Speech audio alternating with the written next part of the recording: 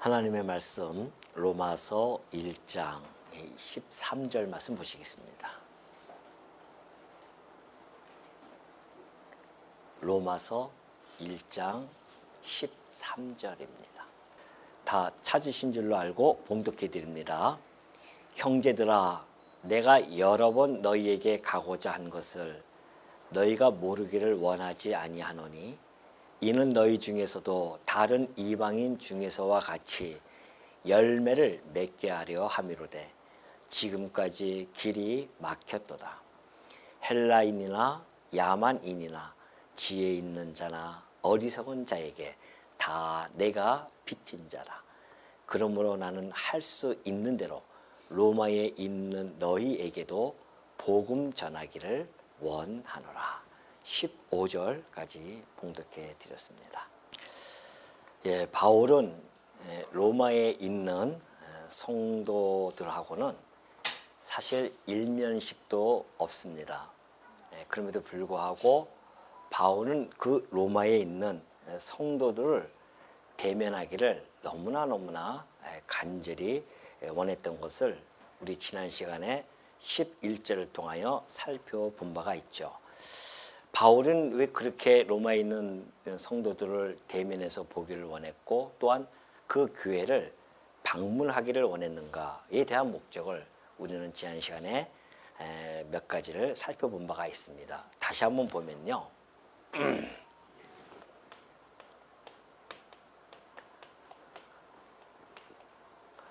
방문 목적이 있죠. 바울이 로마에 가서 그들을 만나면 꼭 나눠주고 싶은 것이 있었습니다. 그것이 첫 번째가 신령한 은사였었습니다. 신령한 은사라고 하는 것은 진리겠죠. 바울이 가지고 있는, 간직하고 있는 복음에 대한 내용, 곧 진리에 대한 것이고 또 바울이 가지고 있는 어떤 영적인 은사도 있습니다. 그 은사도 함께 나누어주고 싶은 마음이 간절합니다. 왜 그러냐면 이 신령한 은사를 나누어주게 될 때 나타나는 결과가 있습니다. 그것은 성도도 그렇고 교회도 그렇고요. 진리 안에서 견고케 되어진다는 것이죠. 견고케 되기 때문에 바울은 로마에 방문하고 싶은 마음이 간절했습니다. 성도들에게 진리를 통하여서 견고케 해주고 싶은 마음이 굴뚝 같은 그런 마음을 가지고 있었다는 겁니다. 두 번째가 있었습니다. 그것이 이제 지난 시간에 12절에서 살펴보았듯이 두 번째는 동일 믿음입니다. 바울이 가지고 있는 믿음과 로마의 성도들의 믿음이 같다는 것이죠. 그래서 동일 믿음을 확인하는 겁니다. 믿음이 같은 것을 확인하죠. 믿음이 다르면 함께 어우를 수가 없습니다. 세상에서도 취미가 같아야 같이 어울리는데 항차 이 교회 안에서 서로 믿음이 다르다고 한다면 거기 함께 어우를 수 없는 그러한 곳입니다. 그래서 바울이 로마에 가서 진리를 전했는데 보니까 로마에 있는 성도들 그리고 바울이 가지고 있는 이 믿음 동일하단 말입니다. 그래서 서로가 피차 안위함을 얻고 싶은 거예요. 안위함을 얻을 수 있다는 겁니다. 그래서 바울이 두 번째는 이러한 목적을 가지고 방문하고 싶다는 것이죠. 이제 오늘 세 번째 그 목적이 13절에 봉독해 드렸던 그 내용에서 나옵니다. 형제들아, 내가 여러 번 너희에게 가고자 한 것을 너희가 모르기를 원하지 아니한다. 바울이 늘 여러 번 가고 싶었다는 것이죠. 그런데 이는 왜 그렇게 내가 너희들에게 가고 싶었냐면 이는 너희 중에서도 다른 이방인 중에서와 같이 열매를 맺게 하려 함이로되 지금까지 길이 막혔도다 그래요. 그 열매를 맺는다라는 것이죠. 근데 사실은 이 맺는다라고 하는 단어는요, 원 의미는 소유하다, 얻다 이런 단어입니다. 그러니까 열매를 얻고자 한다 그런 것이죠. 그러면 바울은 로마에 있는 교회를 통하여서 무슨 열매를 얻고자 했을까? 그것이 이제 로마서 15장 28절에 보면요. 그 뒤편에 보면은 잘 나타나 있습니다. 이제 후반에 그 설명을 해주거든요.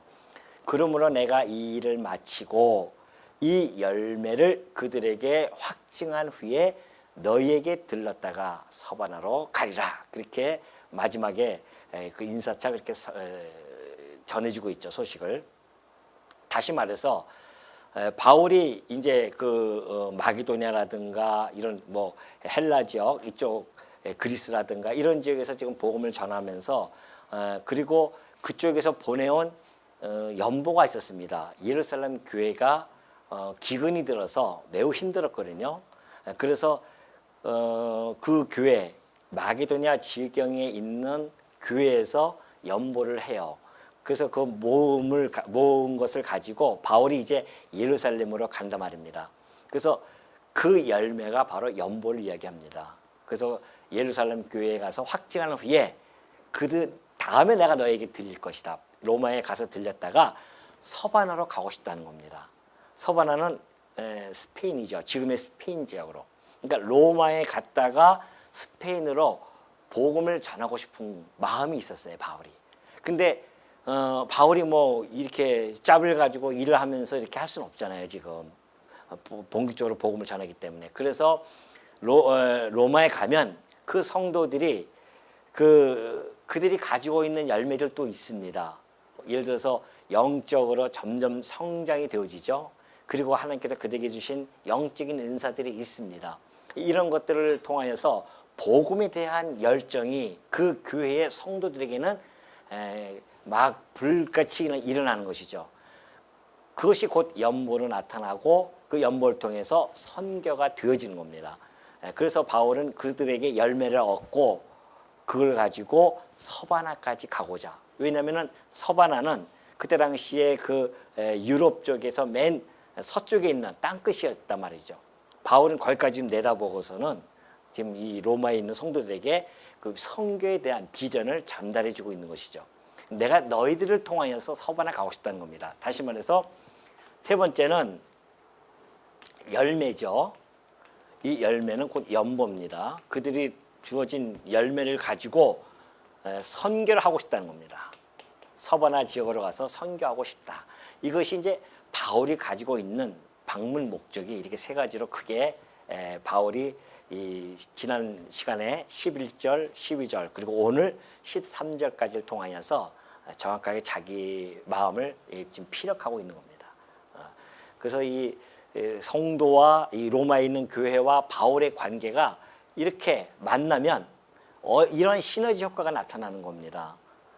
그래서 바울을 통하여서 교회가 견고해질 뿐만이 아니라 피차 안위함을 얻고 그리고 성교까지 나타나는 놀라운 역사가 이루어지기를 소망하면서 바울은 늘 가고 싶었어요.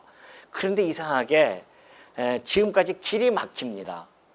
우리가 어떤 계획을 세우고 일을 추진해 나가는 데서 보면은 이상하게 그 계획대로 안 되는 일들이 참 많이 있죠. 그런데 바울도 로마에 가고 싶은 마음은 굴뚝 같았었지만은 일이 안 돼요. 자꾸만 진행이 안 됩니다. 막혀요.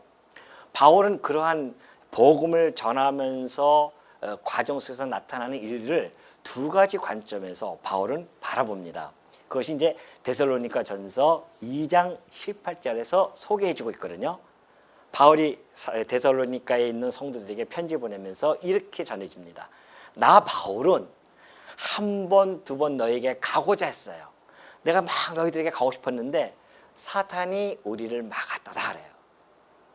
그래서 바울의 행보에 사단이 막는 경우가 있고요.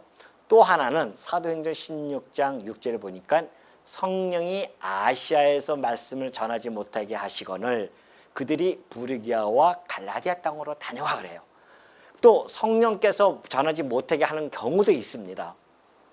그러니까 지금 이 복음의 이 발자취, 복음의 그 길은 전적인 하나님의 사역이기 때문에 하나님께서 바울을 통하여서 가게 하시는데 때로는 사단을 통하여서 막기도 하시고 때로는 하나님의 영이신 성령을 통하여 또 막기도 하십니다.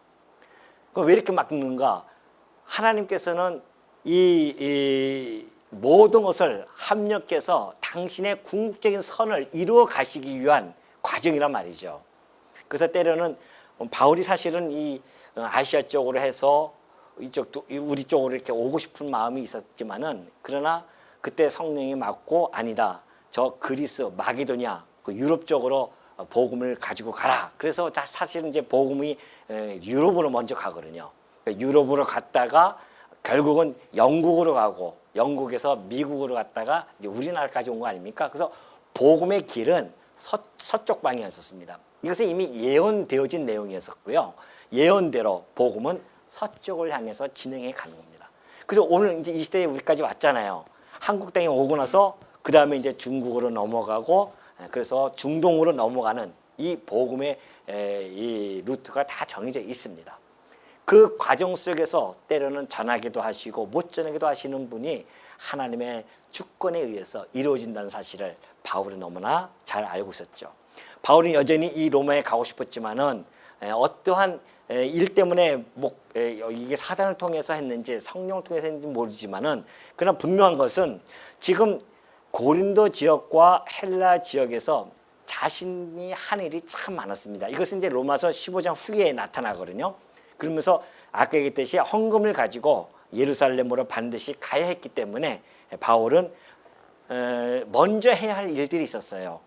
그러니까 먼저 바울의 그 행보를 주권자이신 하나님이 일일이 다 인도해 주셨다. 먼저 해야 할 일들을 순서대로 그렇게 해 주셨음을 바울은 나중에 그렇게 고백을 하는 겁니다. 여기서는 이제 지금 현재 내가 가고 싶었지만 길이 막혔다 하는 것입니다. 그러면서 14절에 보면은 헬라인이나 이방인이나 헬라인이나 야만인이나 지혜 있는 자나 어리석은 자에게 다 내가 빚진 자라 그렇게 이야기하죠. 야만인은 누구냐면요. 그때 당시에 헬라 이제 로마 시대지만 그 로마 제국 전에는 헬라 제국이 꼽혔었습니다. 헬라 제국은 헬라어를 통하여서 그 제국의 모든 그 식민지들이 헬라어를 사용합니다. 그리고 헬라 문화가 얼마나 꼽혔는지 그 헬라 문화 하면은 곧 지혜로 그렇게 이렇게 머리가 이 생각이 떠오를 정도로 그 지혜로운 그러한 문화였었습니다. 그러니까 여기서도 지혜 있는 자나 어리석은 자나 그렇게 또 나눠지죠. 그러니까 어리석다 야만인이다 하는 것은 헬라 문화권에 있지 아니하는 자들입니다.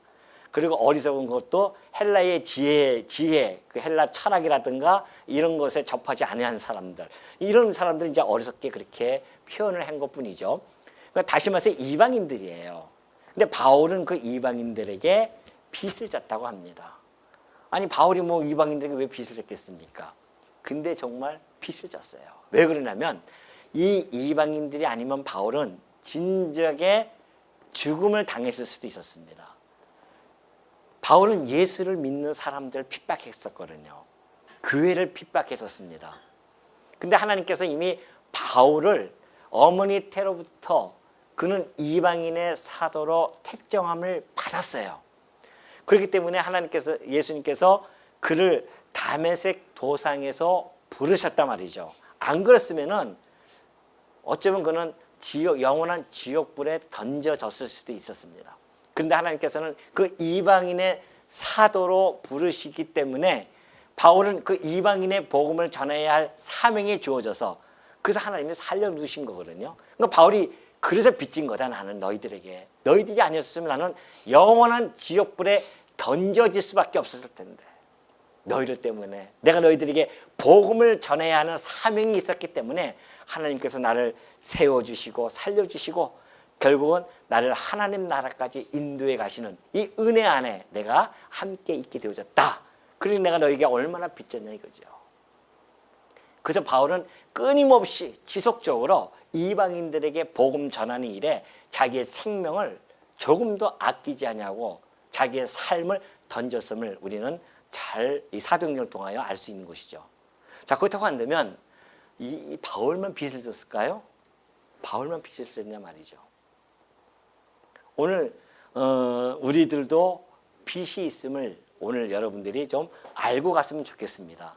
그러니까 여러분 마음이 그냥 무거울 수도 있죠. 우리 세상에 빚을 지는 것만 해도 참 힘들지 않습니까? 무겁고 마음이 갑갑하고 그 짐이 정말 짐스럽고 그런 우리가 육적인 빛도 그러할지언데 교회에 나왔더니만 교회에서도 또 성도들이 또 채무가 있다고 하니까 혹시 마음이 좀 무겁지 않을까 염려스러움이 있지만 전혀 그렇지 않습니다. 설명을 듣고 나면은 이 우리 성도가 가지고 있는 이 채무라고 하는 것이 얼마나 가벼울 뿐만이 아니라 그것이 기쁘고 즐거움으로 갚아야 할 빚인지를 우리는 충분히 알 수 있을 것입니다. 자, 그러면 지금부터 이 성도의 채무에 대해서 들어가 보도록 하겠습니다. 성도의 채무. 저는 이 오늘 우리 주제가 제목이 성도의 채무 아닙니까? 부제가 있어요. 그 부제를 저는 빚의 미론이라고 이렇게 이야기하고 싶습니다. 빚이에요. 채무는 빚 아닙니까? 그 빚에 대한 아름다운 이론이다라고 그렇게 보여지는 거죠. 왜 빚이 이렇게 아름다운 이론으로 우리에게 다가오는가? 그 내용을 지금부터 한번 살펴보도록 하겠습니다. 자, 성도가 가지고 있는 채무의 첫 번째 채권자는 누군가 도대체 첫 번째 채권자가 하나님이시라는 겁니다. 하나님이 우리의 채권자예요. 우리는 채무자고. 그럼 뭘 도대체 우리가 채무를 졌는가? 채무에 대한 내용을 한번 우리가 확인할 필요가 있죠. 자, 요한일서 4장 10절로 넘어갑니다. 사랑은 여기 있으니 우리가 하나님을 사랑한 것이 아니요 하나님이 우리를 사랑하사 우리 죄를 속하기 위하여 화목제물로 그 아들을 보내셨습니다. 그래요.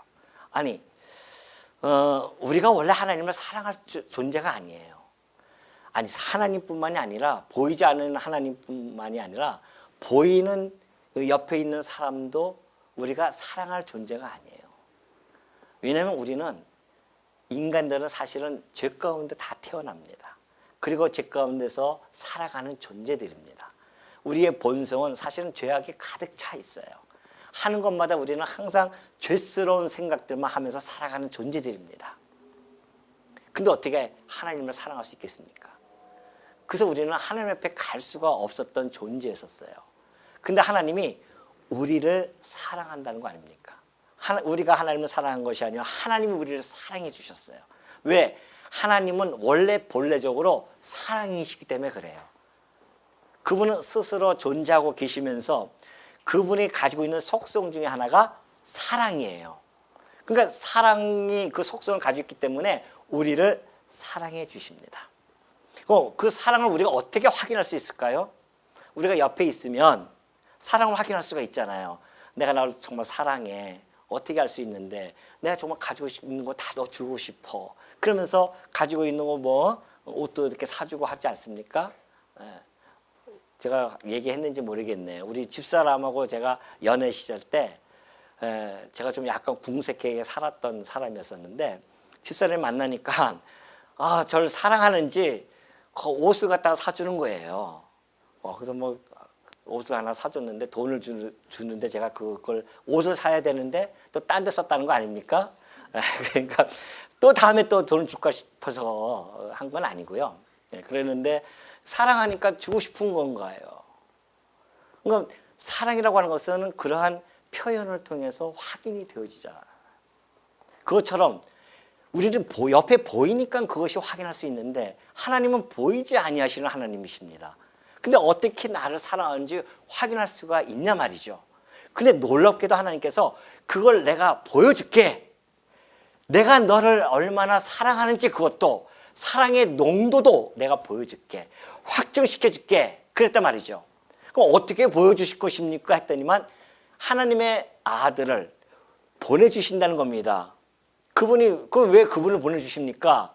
보니까는 하나님이 우리를 사랑하사 우리 죄를 어떻게 해요? 속하기 위하여.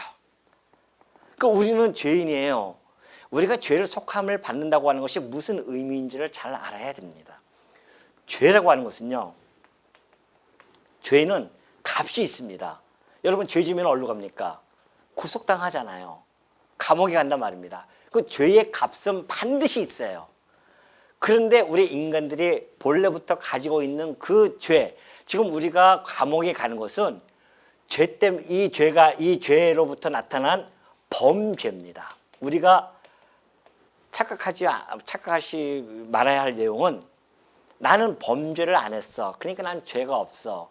그렇게 착각할 수가 있거든요. 그게 아닙니다. 우리가 죄를 범한다고 하잖아요. 죄를 범한다고 하는 것은 내 안에 본래적으로 가지고 있는 죄성이 있습니다. 그 죄성이 탐욕이 있어요. 그러니까 그 탐욕이 내 육체를 통하여 나타납니다. 그걸 우리는 범죄라고 해요. 죄가 범했단 말입니다. 탐욕이 겉으로 드러나서 남의 것을 훔칩니다. 그것이 범죄예요. 그러면 이 범죄한 자를 죄인이라고 하는가? 아닙니다. 성경에서는 이 죄성을 가진 그 자체를 우리는 죄인이라고 그렇게 이야기합니다. 성경에서는. 그러니까 죄인이 아닌 자가 없어요. 탐욕 없는 자가 있습니까? 탐욕 없는 자가 없단 말입니다. 그러니까 나는 살인을 하지 않았기 때문에 난 죄가 없어. 그 성립이 안 된다는 것이죠. 미워하는 마음으로 죄가 나타난 거거든요. 그 사람을 죽이는 거란 말입니다. 살인을. 범죄는 살인이고요. 죄는 미워하는 마음입니다. 그 미워하는 마음이 겉으로 드러나서 범죄가 형성되어지는 거죠. 그걸 살인이라고 합니다. 그러니까 성경에서는 이 범죄를 가지고 죄라고 정하지 않고 본래부터 타고난 우리의 이 죄된 본성을 가지고 죄라고 정의를 내리고요. 그리고 그 죄를 가지고 있는 자들을 죄인입니다. 그러니까 우리는 다 죄인이에요. 늘 미워하는 마음 가지고 살아가고 늘 탐욕적인 마음 가지고 간음을 하지 않았다고 해서 죄인이 아닌 것이 아닙니다. 마음의 음욕만 품어도 우리는 이미 죄인입니다. 그러니 그 죄에서 벗어날 자가 이 땅에 아무도 없어요. 그런데 이 죄값, 이 범죄의 죄값은 어디로 갑니까? 감옥으로 가요. 그러나 이 위에 있는 이 본성의 죄값은 지옥입니다. 지옥으로 갑니다. 이 지옥불에 떨어지면은 세세토록 그 뜨거운 불 속에서 죽지도 않았고 영원토록 고통 속에 있는 것이 지옥입니다. 그 눈에도 안 보이는데 뭐 그게 말도 안 되는 소리, 지옥이 어디 있습니까? 라고 하는 분들도 있을 수 있어요. 그러면은 저기 백광년 밖에 있는 그 우주 밖에 있는 우주 그 우리 태양계에서 멀리 있는 어떠한 행성이 하나 있는데 우리 눈에 보입니까? 안 보여요. 그러나 그 행성이 있어요, 없습니까? 있어요.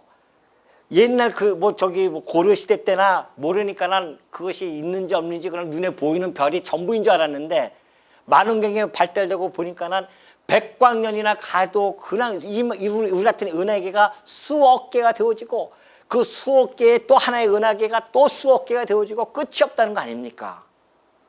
눈에 안 보인다고 없냐 말이죠. 그게 어리석음 아니겠습니까? 반드시 있습니다. 죄의 가슴 지옥으로 떨어진다고 성경은 이야기해주고 있어요. 그렇다고 한다면 이제 이걸 알아야 이 말씀이 우리에게 감동으로 오는 겁니다.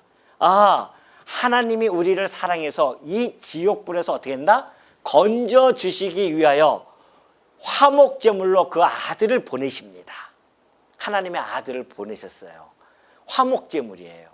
그게 무슨 얘기냐? 죄를 속하기 위해서 너 이 죄를 네가 대신 죽어야 되는데 사망 가운데 네가 가야 되는데 내 아들을 십자가에서 내가 죽일게. 그래서 너의 죄를 속해 주마. 이것이 우리에게 귀에 들려진 것이 복음입니다. 그러니까 예수님이 이 땅에 오셔서 십자가에서 죽으신 것은 내 죄 대신에 죽으신 거란 말입니다. 그러니까 하나님이 우리를 그러면 왜 그렇게 아들을 보내셨습니까? 너희들이 아직 죄인 되어졌을 때에 내가 내 아들을 보내서 십자가에 죽임으로 말미암아 내가 너희를 이렇게 사랑해라고 하는 것을 확증을 시켜줬다는 겁니다. 보이지 아니하는 하나님이 우리를 사랑하는 확증은 그 방법뿐이 없잖아요. 아들을 하나님께서 당신의 아들을 우리가 눈으로 볼 수 있는 육신의 모양을 입고 이 땅에 보내주셔서 십자가에서 내 대신 죽이시고 이 예수 그리스도를 믿는 자마다 내가 죄 없다 하겠다, 용서해 주겠다. 하나님의 이 놀라운 선포가 이루어졌단 말이죠. 그래서 그 제물을 아들로 보내서 우리가 하나님과 화목하게 되어져서 이제는 죄인들은 하나님 앞에 갈 수가 없는데 우리는 하나님 앞에 갈 수가 있습니다. 하나님이 계신 곳은 천국이거든요. 하나님 나라란 말입니다. 거기는 아무나 갈 수가 없어요. 죄 있는 자는 갈 수가 없습니다. 의로운 자만이 갈 수 있어요. 그래서 우리를 갖다가 의롭게 해주시려고 예수 그리스도를 이 땅에 보내셨다는 거 아니겠어요? 그래야 이 요한일서 4장 10절이 우리의 마음속에 꽂히는 겁니다. 그래서 사랑하는 자들아, 하나님이 이같이 우리를 사랑하셨은지 그래요. 자, 그러면 하나님에게 무엇을 비쳤어요? 사랑의 빛을 진 겁니다. 사랑의 빛을 졌어요. 우리 하나님에게. 당신의 아들을 보내서 죽였단 말입니다. 사랑해 주셔서. 그러니까 우리는 하나님에게 사랑의 빛을 진 거죠. 자, 그렇다고 한다면 이제 그 빛을 어떻게 갚아야 돼요? 채무라고 하는 것은 반드시 갚아야 이행해야 할 의무가 주어집니다. 어떻게 갚으실 거예요, 여러분들? 하나님 보이지도 않는데 어떻게 갚으실 거예요? 그래서 하나님께서 자, 내 빚 갚어. 너희는 이제 채무자야. 나는 채권자야. 빚 갚어. 어떻게 갚아야 됩니까? 바로 빚잖아요. 하나님이 이같이 우리를 사랑하셨은즉 우리도 서로 사랑하는 것이 마땅하도다. 그래서 이것은 곧 형제 사랑으로 나타나는 겁니다.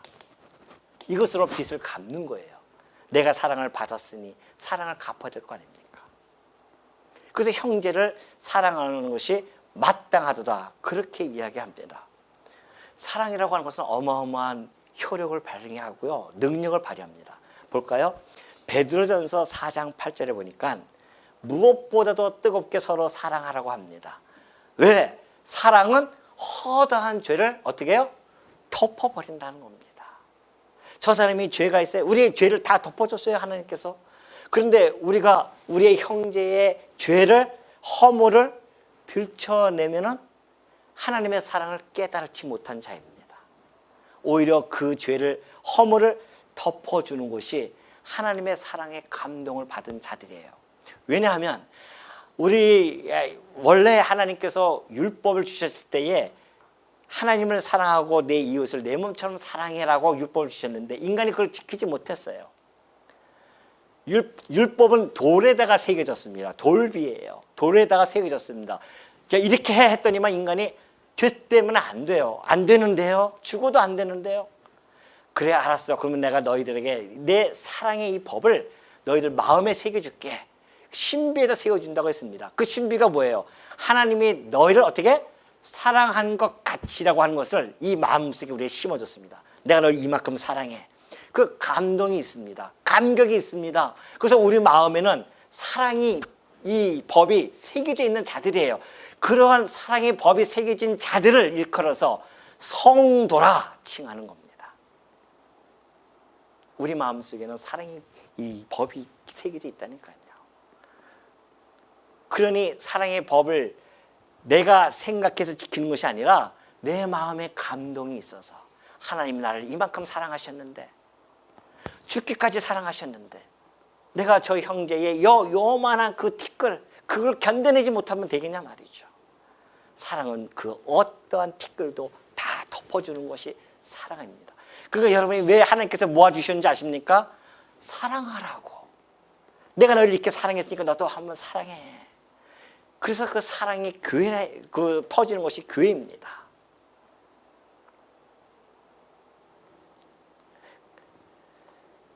그래서 요한일서 3장 14절 보면 그래요. 우리는 형제를 사랑함으로 사망에서 옮겨 생명으로 들어간 줄을 알거니와 그래요. 사랑하지 아니하는 자는 사망에 머물러 있는 겁니다. 자, 그러면 여러분들 이제 성도라고 칭을 받고 다 여기 앉아 계셔요. 나는 구원받았습니다. 하나님 감사합니다. 그래, 구원받았구나.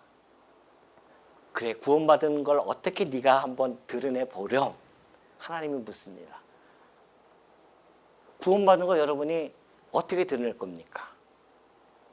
난 구원받았어요. 그래, 구원받은 거 알아. 나는 확실히 난 구원받았습니다. 착각하시지 마십시오. 이 땅에서 우리가 살아가면서 구원이라고 하는 것은 확정받는 게 아닙니다. 구원은 이 땅에서 확정받을 수가 없어요. 누가 구원받은지 어떻게 하냐 말이죠. 물론 우리 마음속에는 구원의 확신은 있습니다. 확신이 있어도 확정은 마지막 심판 때 가서 확정이 되어지는 겁니다. 그러니까 바울이 너희가 구원을 이루라고 하는 것이 일평생 살아가면서 그 구원을 이루어 가는 겁니다. 무엇으로 해요? 어떻게 해요? 답이 있잖아요. 형제를 사랑함으로 사망에서 옮겨 생명으로 들어간 줄을 알 수가 있는 겁니다. 내가 사망에서 생명으로 옮겨졌는데 어떻게 할 수 있습니까? 형제를 사랑해. 이상해. 내가 저 사람 미워하는 마음이 없어져. 내가 저 사람을 사랑하는 마음이 생겨. 그러면은 사망에서 생명으로 옮겨간 자일 줄 믿으시기를 바랍니다. 근데 내가 미워져, 싫어지고, 그러면은 어디에 머물러 있어요, 아직도? 사망에 머물러 있는 줄을 믿으시기를 바랍니다. 예. 겁나죠? 우리 기독교가 그렇게 호락호락한 것이 아닙니다. 그냥 와서 욱적욱적 와가지고서는 웃고 떠들면 그것이 기독교인 줄 착각하지 마십시오. 그래서 좁은 길입니다, 기독교는. 아무나 갈 수 있는 길이 아니에요, 그 길은. 우리가 일평생 그걸 확인하면서 살아가는 존재들이니까요. 내가 사망에서 옮겨 생명으로 들어간 것을 내가 확인하고 살아가야 된단 말입니다. 날마다. 그 방법은 이것뿐이 없어요. 무슨 방법으로 여러분이 확인하겠습니까? 제가 늘 말씀드리지만 구원받았다고 해서 저 예수 믿고 구원받았습니다. 세례 받았는데 갑자기 하늘에서 막 그냥 번개가 치더니만 여기다가 구원, 사이비처럼 이단 종교들처럼 막 구원 이렇게 쓰고 다닙니까? 우리의 심장이 갑자기 황금색으로 변해버려요, 구원받은 자들이? 구원받았더니만 막 그냥 회사에서 갑자기 과장이 쓰는데 사정이 오더니만 이제부터 당신 구원받았으니까 상무해. 그렇게 눈으로 드러나는 것이 아닙니다. 내가 구원받은 증거를 내가 일평생 그것을 구원을 이뤄나가기 위해서는 형제 사랑으로서 나타나는 겁니다. 그 외에는 없어요. 형제 사랑은 말뿐이 하는 것이 아니니까요. 실천을 해야 되는 거 아닙니까? 하나님이 내가 너를 사랑해 해놓고서는 아들을 안 보내면 어떻게 할겠습니까? 아들을 보내서 희생을 시키잖아요. 그것이 사랑이에요. 사랑은 희생이 나타나지 않으면 사랑이 아니죠. 표현이 안 되면 사랑이 아닐 수가 없어요. 말로만 사랑해 사랑해가지고 사랑이 되냐 말이죠.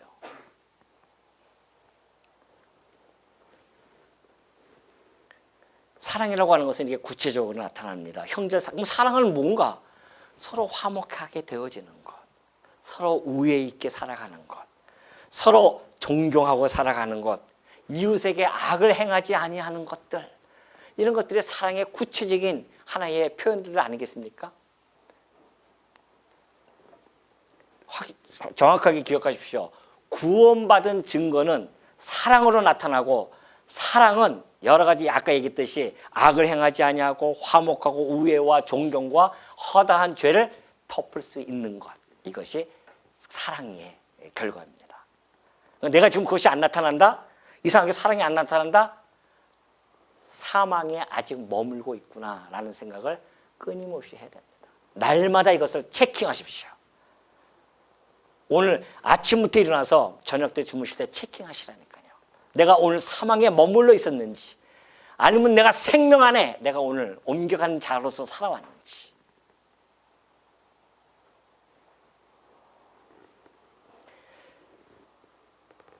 이 정도면 사랑의 빚을 이제 갚으셔야 되는 거 알고 분명히 갚으시고요. 두 번째, 빚이 있습니다.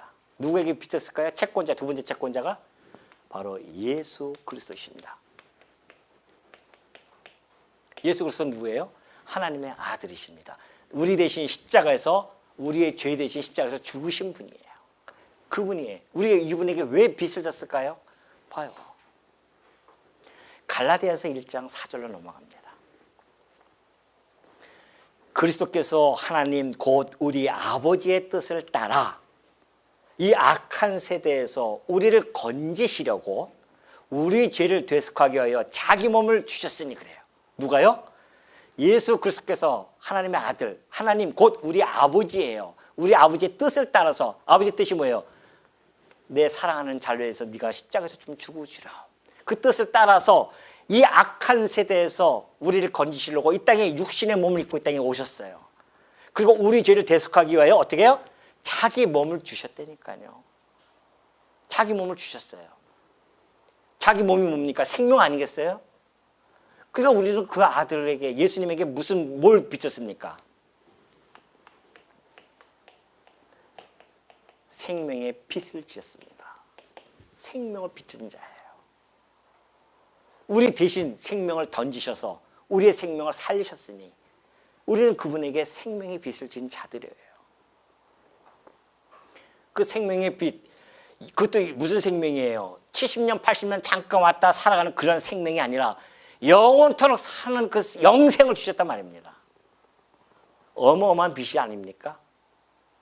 이거 빛 어떻게 갚으시려고요? 빚쟁이들이 아닌 것처럼 아주 가만히 앉아 계시는데 여러분 다 채무자들이에요.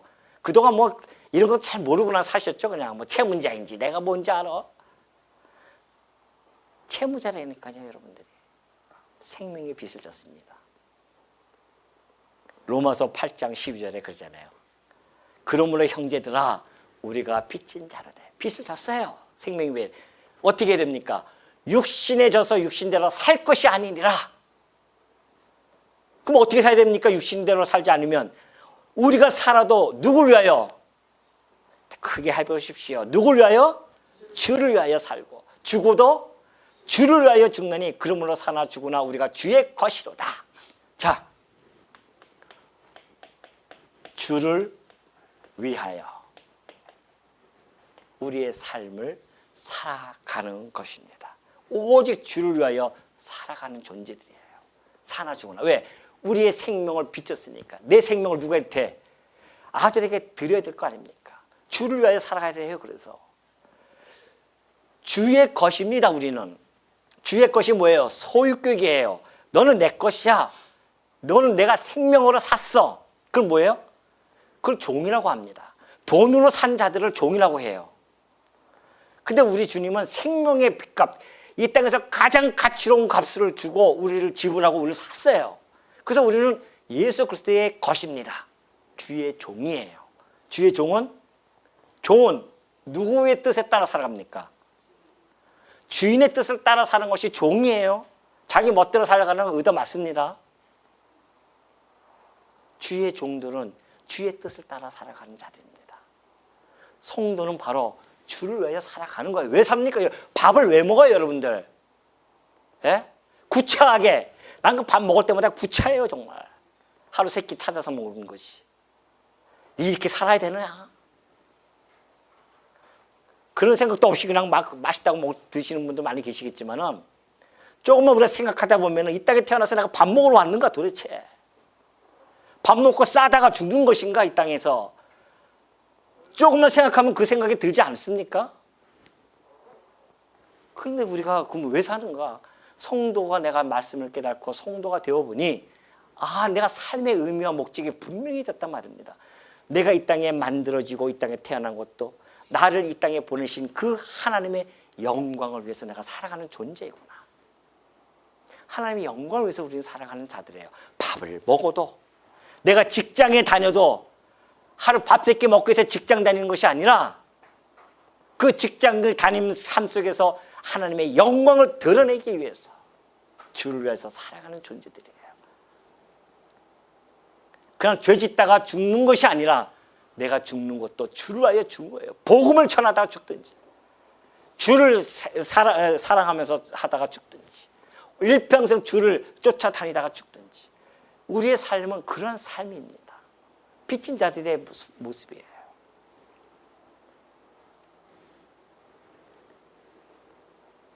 마지막 세 번째, 참 채무도 많죠. 세 번째, 성령이 있습니다. 성령은 뭐예요? 하나님의 영이세요. 그 영에게 우리가 빚을 졌습니다. 아니, 하나님의 영까지 우리가 빚을 졌는가? 도대체 뭔가 우리에게 빚이 많은가? 사도행전 1장 8절로 넘어갑니다. 오직 성령이 너희에게 임하시면 그래요. 너희가 권능을 받고 예루살렘과 온 유대와 사마리아와 땅 끝까지 이르러 내 증인이 되리라 그랬었습니다. 자, 예수님 제자들이 있어요. 12제자 중에 한 명은 배신해가지고서는 죽었고 11명 제자가 있었습니다. 예수님께서 그들을 보냅니다. 이제는 내가 부활하고 승천할 것인데 이제는 내가 이 부활한 모습을 너희들이 직접 보지 아니하였느냐. 내가 3년 동안 너희를 가르쳤다. 그리고 내가 이제 부활해서 승천하니까 너희들을 사방의 땅끝까지 내가 보낼 것이야. 그곳에서 너희들이 복음을 증거하는데 내 증인이 돼야 된다. 무슨 증인? 증인이 뭐예요? 본대로 얘기하는 거예요. 증인은. 예수님이 부활하셨네. 이 세상에 부활한 자가 아무도 없는데 예수님이 생명만 던져지고 끝난 것이 아니라 당신이 스스로 부활해요. 하나님이 아버지께서 아들을 부활시켰단 말입니다. 그래서 하나님의 아들이심을 증거해 줬어요. 그 부활을 증언하는 자들입니다. 내가 봤다. 예수님 부활하셨다. 그 증인들이에요. 그런데 제자들이요, 예수님 십자가를 돌아가실 때 다 도망갔잖아요. 안 돼요. 인간의 힘으로는. 죽음 앞에서 두렵지 않은 자가 어디냐 말이죠. 목에 칼이 들어오는데 어떻게 안 들어올 수가 있겠어요. 그런데 오직 성령이 너에게 임하시면 그래요. 성령이, 하나님의 영이 너에게 임하시면 권능을 받는단 말입니다. 권능을 받아서 내 증인이 되어질 것이야. 정말 그때부터 이 제자들이요, 죽음을 내댑니다. 이 11명의 제자들이 다 순교를 당했어요. 죽음을 내대고 증인의 역할을 합니다. 내가 봤다. 봤는데 예수님을 직접 부활한 거를. 성령이 강림하셨어요. 권능을 받았습니다. 그때부터는 죽음을 두려워하지 않습니다. 그래서 복음을 점점 전파하기 시작합니다. 그 복음이 이 유럽으로 넘어갔고, 유럽에서 아메리카, 미국으로 넘어갔고, 지금 이 땅에 왔어요. 그래서 우리는 성령 통하여 복음이 증거되어졌기 때문에 복음의 빛을 진 자들입니다. 이 복된 소식, 복음이 뭡니까? 복된 소식이에요. 무슨 소식? 하나님의 아들이 내 대신, 내 죗값 대신 십자가에서 죽으셨다. 그것이 복음이란 말입니다. 그래서 그분을 믿기만 하면 내가 영원한 지옥에 떨어지지 아니하고 하나님 나라에서 영원토록 하나님과 함께 살아갈 것이다라고 하는 것이 복음이란 말이죠. 이 복된 소식을 성령께서 제자들 통해서 전해줬기 때문에 우리는 성령으로부터 복음의 빛을 진 자들입니다. 로마서 15장 26절 보니까 그래요. 이는 마게도냐와 아가야 사람들이 예루살렘 성도 중 가난한 자들을 위하여 기쁘게 얼마를 연보하였습니다. 저희가 기뻐서 하였거니와 또한 저희는 그들에게 빚진 자니 만일 이방인들이 그들의 영적인 것을 나눠 가졌으면 육적인 것으로 그들을 섬기는 것이 마땅하니라. 무슨 얘기입니까? 자, 예루살렘이요, 기근이 들렸습니다. 예루살렘 교회가. 아까 얘기했듯이 복음이 예루살렘부터 시작되어지죠. 예루살렘, 사마리아, 땅까지 복음이 증거되어졌습니다. 그래서 예루살렘을 지나서 사마리아 지나서 마게도냐, 아가야 지역까지 복음이 전파되었어요. 그런데 들려오는 소식에 예루살렘에 기근이 일어났습니다.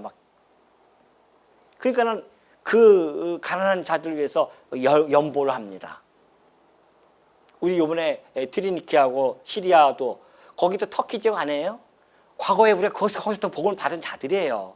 거슬러 올라가면. 그러니까 우리가 이번에 연보하지 않았습니까? 빚진 자들이기 때문에 영적으로.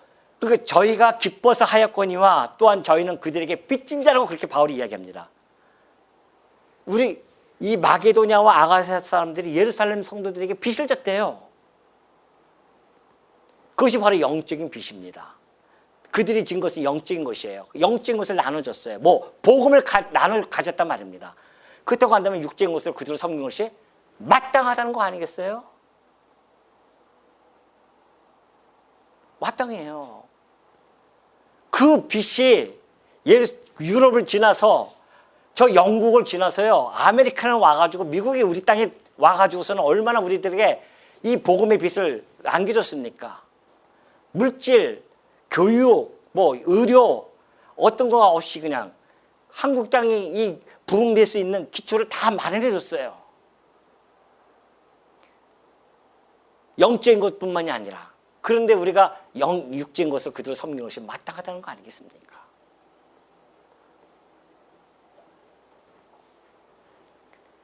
그래서 우리가 이 복음의 빚을 진 자들은 전도라고 하는 것을 할 수밖에 없는 겁니다. 바울이 보십시오. 고린도전서 9장 16절 보세요. 내가 복음을 전할지라도 자랑할 것이 없으면 내가 부득불할 임이라. 만일 복음을 전하지 아니하면 내게 화가 있을 것이다. 채무를 갚지 않으면 어떻게 되겠습니까? 세상에서 채무 안 갚으면은 극단적인 걸 얘기해야지 또 머릿속에 잘 들어오죠. 그 사채업자들이 데리고 가가지고서는 어떻게 합니까? 두들겨 패는 거죠. 세상 빚을 안 갚아도 그렇게 두들겨 맞는데 바울은 이 빚을 졌는데 어떻게 그가 가만히 있냐 말이죠. 마땅 내가 화가 전할 것이 내가 이 빚을 갚지 않으면 나는 화가 있는다는 겁니다. 바울만 그럴까요? 우리는 빚을 안 졌습니까? 우리는 가까이는 미국에게 빚을 졌고요. 멀게는 예루살렘까지 우리가 다 빚진 자들입니다. 그래서 그 빚을 갚기 위해서 우리도 중국을 향해서 보고 빚을 갚는 거예요. 전도가 빚을 갚는 거란 말입니다. 중국에 가서 우리가 복음을 전하고 있지 않습니까? 사람들이, 성도들이. 그게 빚을 갚는 거예요. 중국 성도들은 또 어디로 갑니까? 중동으로 넘어갈 것이고 예루살렘까지 갈 거 아닙니까? 그래야 끝이 온다고 했으니까, 세상 끝이.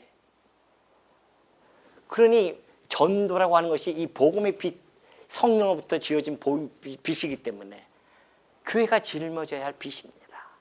이걸 위해서 우리가 연보하고 살아가는 거 아니겠어요?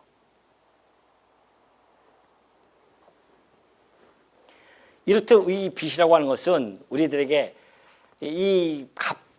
빚이라고 하는 것은 당위성이에요. 채무의 당위성을 가지고 있습니다. 당연히 갚아야 됩니다. 여러분 그동안에 나는 빚이 없는 사람이야, 육적인 빚이 없으니까 좋아서 웃으셨어요? 그 빚하고는 견줄 수 없는 영적인 빚이 여러분들에게는 다 있는 자들입니다. 그동안 빚 갚으시고 사셨습니까? 그거 다 지금 정산돼 가고 있습니다. 예? 한꺼번에 갚으셔야 돼요, 다. 그러니까 15절에 그러므로 나는 할 수 있는 대로 로마에 있는 너희에게도 복음 전하기를 원한다 그러지 않습니까? 나는 할 수만 있어. 할 수 있는 대로 로마에 있는 너희에게도 복음을 전한다. 아니, 세상 사람들도 이 빚을 갚아야 한다는 건 너무나 잘 알고 있고 성실히 갚기를 원하는데 항차 성도가 하늘의 빚을 갚기를 소원하는 것은 당연한 짓 아니겠습니까? 여러분의 기도가 뭐예요? 하나님, 빚 갚게 해 주옵소서. 내게 이 하나님 당신에게 빚을 갚게 하옵소서. 형제를 사랑하게 하시고 예수 그리스도 우리의 주님이신 주여 빚을 갚게 하옵소서. 주를 하여 오늘도 살아가게 하시고 성령께 내가 빚을 갚게 하옵소서. 내가 오늘 복음을 오늘도 누구에든지 전달하는 그러한 빚들을 갚는 것, 이것을 소원하고 기도하는 것은 당연하다는 겁니다. 바울처럼 자기의 이 영적인 이 빚을 갚는데 이렇게 성실한 자가 없었습니다. 그렇다고 한다면 우리 성도님도 역시 하늘 빚 갚는 데에 여러분의 일생을 바치셔야 되지 않겠냐 말이죠. 앞으로 남은 생에 빚 갚는 데 인색하지 마시고 열심히 빚을 갚으시는 주의 종도 되어지시기를 당부드립니다.